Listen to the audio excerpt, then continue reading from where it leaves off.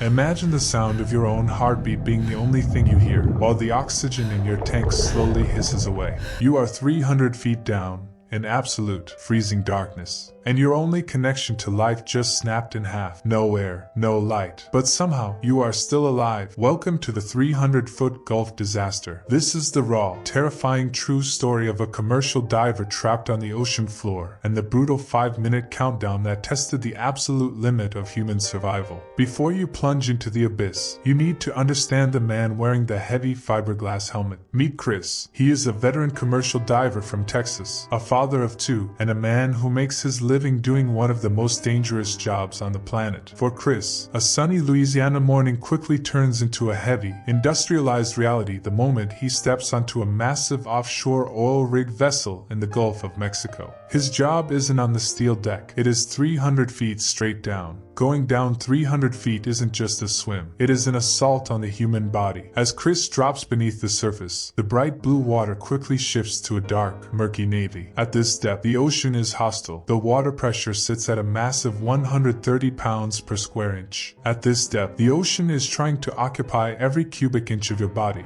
Without that pressurized suit, the pressure wouldn't just crush you, it would implode you. But the physical crushing weight isn't the only enemy. Down here, divers face a terrifying biological threat known as nitrogen narcosis, often called the martini effect. Under extreme pressure, the nitrogen in the breathing gas acts like a heavy narcotic. Every 50 feet down feels like drinking a dry martini on an empty stomach. It slows your reaction time. It clouds your judgment. You have to fight your own brain just to stay focused. To survive this alien environment, Chris relies entirely on the umbilical. This thick, heavy bundle of bright yellow cables is his literal lifeline. It connects his helmet directly to the surface ship, providing an endless supply of breathing gas, voice communication to his supervisor, and a flow of hot water to keep his core temperature from fatally dropping in the near-freezing depths. When Chris's heavy boots finally hit the muddy ocean floor, the abyss is hauntingly silent, broken only by the rhythmic, metallic rasp of his own breathing echoing inside the helmet. He is completely isolated, working in the dark, guided only by the calm voice of the dive supervisor in his earpiece. Then, the unthinkable happens. On the surface, 300 feet above him,